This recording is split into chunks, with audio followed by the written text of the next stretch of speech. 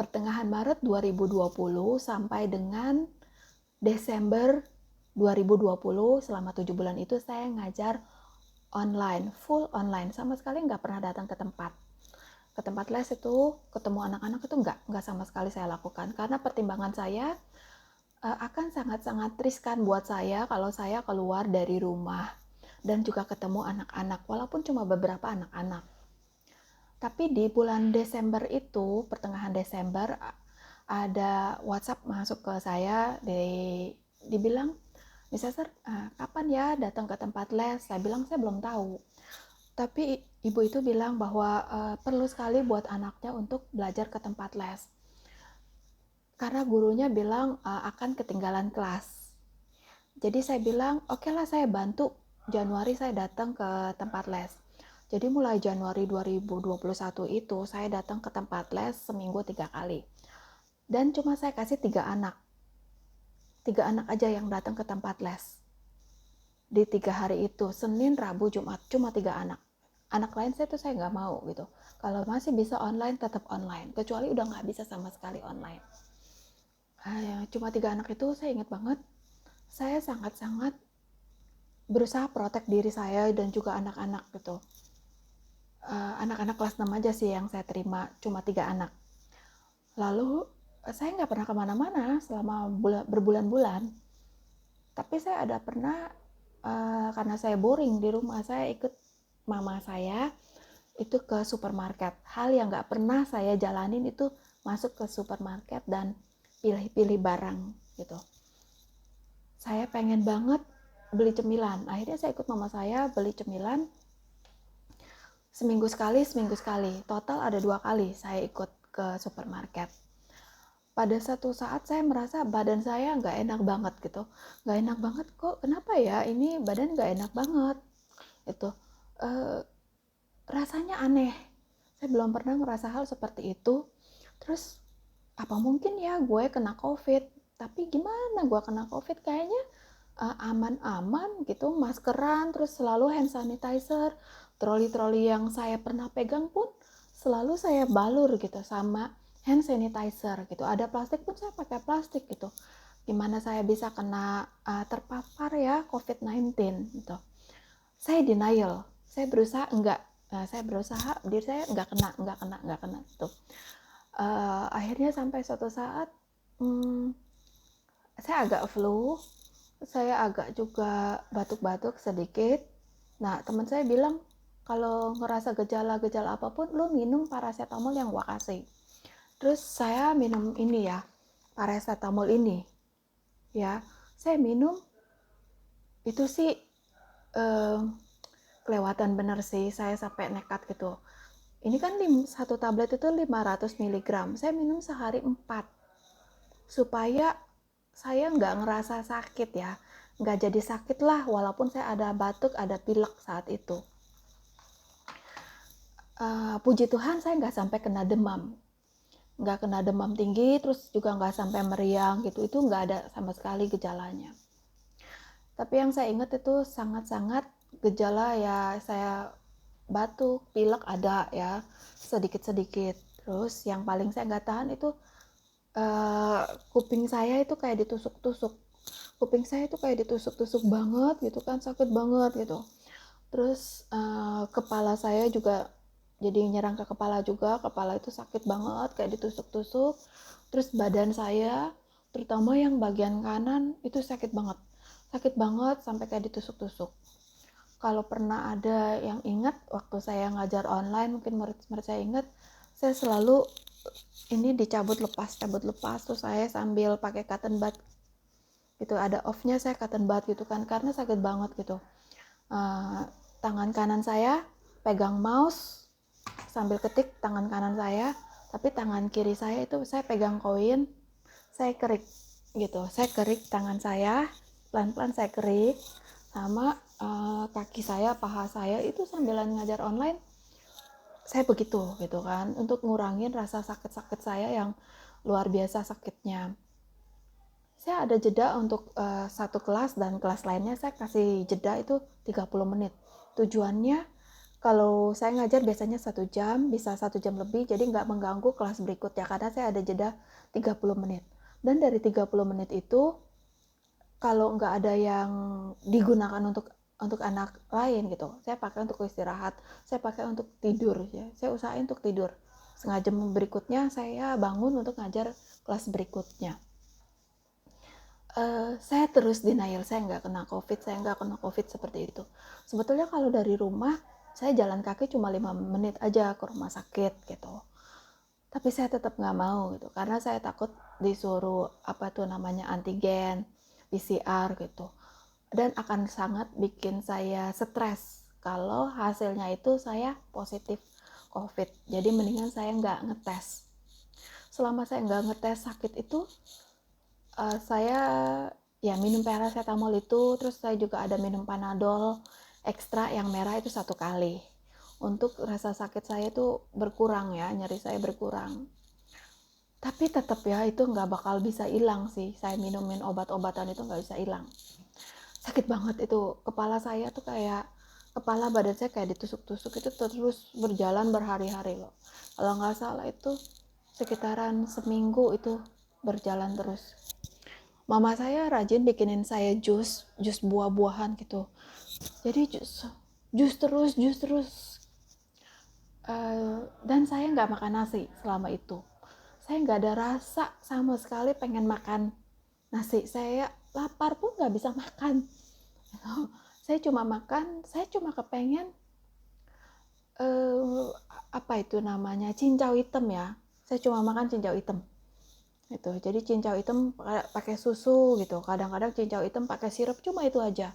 Sesekali saya mesen bakso ikan, saya cuma mau bakso ikan aja, udah bakso ikan sama sayurannya ya, seperti itu pun porsinya kecil sekali ya, sedikit sekali gitu, sebetulnya nggak cukup ya buat buat nutrisi saya gitu. Terus sesekali saya mesen bihun bakso, sesekali aja gitu. Dan kondisi saya pun lama-lama drop ya, lama-lama tambah lemah, saya tambah lemes, tapi walaupun tambah lemes, saya nggak pengen makan sama sekali. Dan saya kontak sih ke orang tua, yang misalnya orang tuanya nanya kenapa Miss nggak datang les, saya bilang kalau saya sakit demam, flu, sama batuk, saya nggak mungkin ya deket anak-anak gitu. Tapi ada juga yang saya bilang ke anak-anaknya aja ya, mereka untungnya udah ngerti gitu bahwa saya tuh lagi nggak bisa deket sama mereka, saya lagi nggak bisa datang ke les dalam kondisi saya yang seperti itu. Dan saya nggak pernah buka pintu rumah keluar ke halaman sama sekalipun, nggak pernah, karena saya tahu kondisi fisik saya nggak mungkin saya bisa jalan sejauh itu gitu, karena kondisi saya memang sangat-sangat lemah. Sesudah saya minum paracetamol itu supaya saya nggak kena demam, untungnya nggak kena demam sih ya, puji Tuhan. Terus ngapain saya di rumah, saya minum ini loh, saya minum ini tolak angin itu, saya rajin minum ini tolak angin.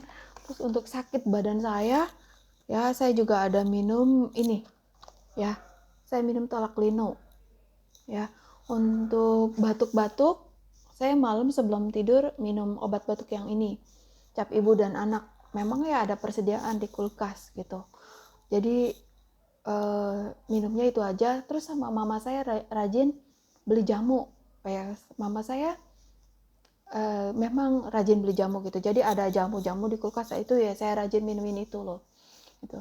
Sampai satu saat saya merasa bahwa saya udah nggak tahan lagi. Adik-adik saya gitu, jadi Ci, lu ke dokter deh, lu ke rumah sakit deh itu, lu nularin kita orang, lu bahayain kita orang begitu. Dan itu tambah saya bikin stres juga gitu, beneran gak sih saya COVID gitu. Fase-fase denial itu selalu ada yang buat saya nggak ke rumah sakit gitu. Sampai akhirnya ada di satu malam saya merasa bahwa sakitnya luar biasa gitu, kepala saya sakit banget sampai saya nggak tahu muka saya tuh udah kayak apa nahan sakitnya. Saya bilang gini, Tuhan, kalau Tuhan mau panggil saya, nanti dulu, tugas saya tuh belum selesai. Gitu. Tugas saya tuh belum selesai, saya belum ngajarin anak-anak yang lain tuh seperti apa. Anak-anak saya juga yang les belum selesai nih Tuhan, pokoknya tugas saya tuh belum selesai, ngajar saya tuh belum selesai. Terus saya juga lagi nyusun buku gitu, buku yang rencana akan saya publish gitu. Buku-buku saya juga belum selesai Tuhan, saya udah selesai nulis tapi saya belum publish gitu, saya belum edarkan ke anak-anak yang membutuhkan, teman-teman yang membutuhkan gitu. Percuma dong berbulan-bulan saya habiskan waktu saya untuk nulis buku-buku yang belum saya publish Tuhan. Itu saya nego gitu, nego sama Tuhan seperti itu. Saya pengen tidur Tuhan, akhirnya saya tidur.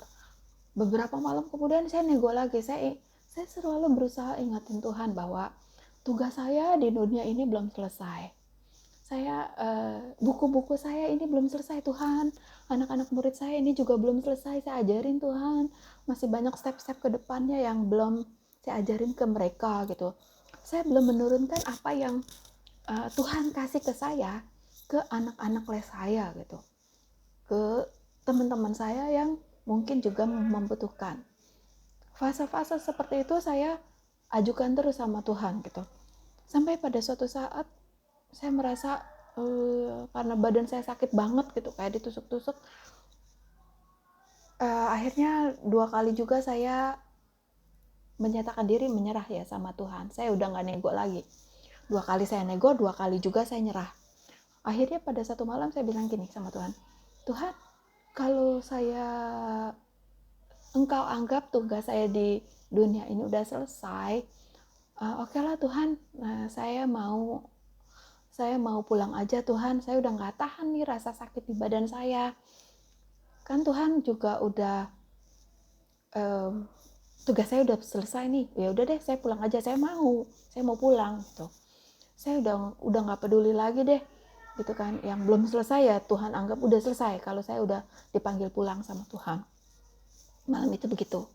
Beberapa malam kemudian saya juga bilang lagi sama Tuhan, Tuhan nggak apa-apa deh Tuhan, saya dipanggil pulang aja nggak apa-apa.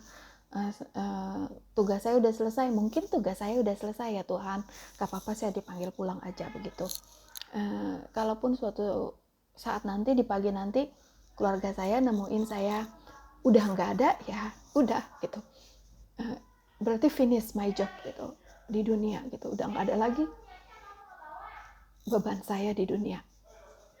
Itu akhirnya saya putuskan saya isolasi mandiri di kamar adik saya yang memang udah nggak dipakai lagi karena adik saya pindah, jadi kamar kosong gitu kan, dan saya tidur di situ. Dan setiap saya keluar dari kamar itu saya selalu pakai masker. Jadi di kamar itu ada juga sebelahnya kamar mandi kecil, yaitu tempat saya beraktivitas, dan segala online saya di kamar itu, walaupun internetnya mati hidup on off terus. Jadi saya tetap di kamar itu sih. Intinya saya enggak keluar dari kamar itu gitu, kecuali untuk keperluan makan. Kalau keluarga saya nggak ada ya baru saya keluar makan. Untungnya saya nggak nularin ke keluarga saya yang lainnya. Kalau misalnya masih denial ya saya tetap nggak mau ke rumah sakit saat itu.